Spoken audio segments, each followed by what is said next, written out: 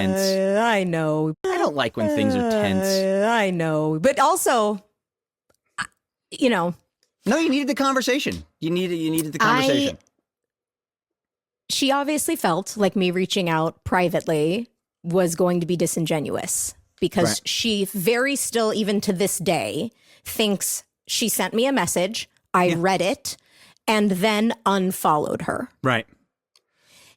Which is just not the case. What I don't understand is like when you hear what you're saying now, you just say, oh, okay, I misunderstood. Mm-hmm. Like, that's it. It's over. Like, why would you be lying about this now? like, I don't, like, what benefit does it, how does it benefit you to now say, you know what I mean? Like, the second you say, I really never got it, I never intended to unfriend you, there's no conflict anymore. It's over. And then it's like, oh, okay, cool. Sorry, I misunderstood. What I felt in the moment when I asked Will if she could give me her phone number and she wrote back, no, let's save it, was very much to me, oh, you're not actually interested in the truth. You're not actually interested in getting to the bottom of it because, in my opinion, it's a disingenuous gripe. If it were a real feeling she had and she was like, honestly, I'm hurt. Danielle, I sent her a really nice message and she unfollowed me. And she says that in the press. And then that Danielle says, may I have your number, please? I would think, yeah, I'd love to get to the bottom of this. But to me, what it felt was, oh, you don't actually care what the real story is. You, similarly to the way she decided when Girl Meets World and all that stuff was in the press, that was an opportunity for her to make a name for herself in cosplay and in role playing. She felt like this was an opportunity for her to get press by having conflict, which I am just not your girl to do that. I'm just not. And she thought it was disingenuous for me to reach out to her.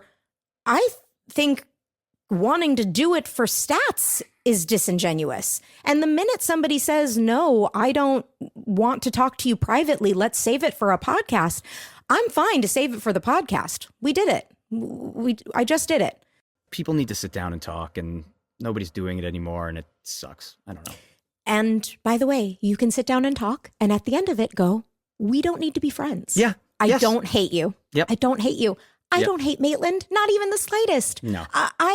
Maitland should go and have the best, most greatest, most fantastical, wonderful life. And we will gladly have her back on the podcast to talk about the Prank Wars episode when we get to it. Or if there's some other great episode we stumble upon that we go, oh my gosh, we have to talk to Maitland about this, we'll have her back.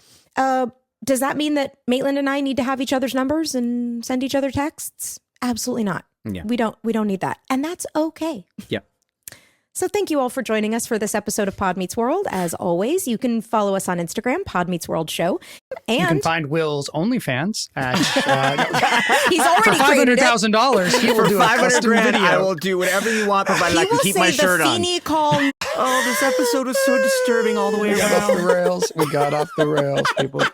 Oh, God. And we've got merch. Ryder.